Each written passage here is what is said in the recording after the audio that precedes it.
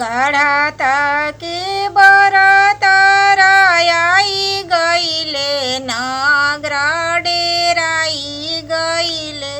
डेराई गईलन बेटी के बाप त घर में लुकाई गईलन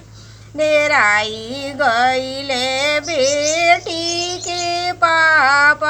त घर में लुकाई गईले घर में से निकल लियन जानो बेटी काहे पापा डेराई गईनी घर में से निकल लियन जानो बेटी काहे पापा डेराई गईले झार के बिछावा ना जजी मामा ससुर लगवा बैठी हैं झार के बिछावा ना जजी मामा ससुर लगवा बैठी एका ओरिया बैठी है ससुर लगवा एका ओर नैहर लगवा बिछावा में बैठी अन जानो दुल्हाया जू हम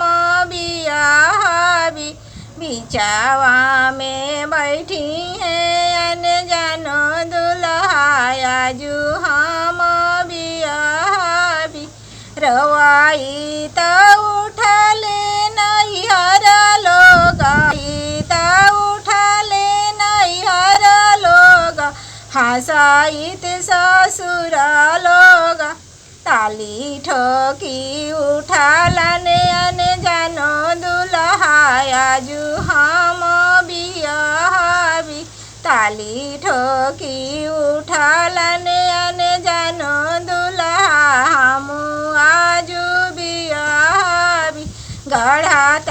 के बरत आई गईले नगरा डेराई गईले बेटी के भैया त घर में लुकाई गईलन डेराई गईलन बेटी के भैया त घर में लुकाई गईलन घर में से निकल लियन जानो बहिनी काहे भैया डेराई गईनी घर में से निकल लियन जानो बेटी काहे भैया डेराई गईनी झार के बिछाई न जजी मावा ससुर लोगवा बैठी हैं झार के बिछाई न जजी मावा ससुर लोगवा बैठी एका ओरिया बैठी है ससुर लोग एका ओर नैहर लोग बिछावा में बैठलन अन जानो दुल्हाया जू हम बियाहबी बिछावा में बैठलन अन जानो दुल्हाया जू हम बियाहबी रवाई त उठलन नैहर लोग हंसाइत ससुर लोग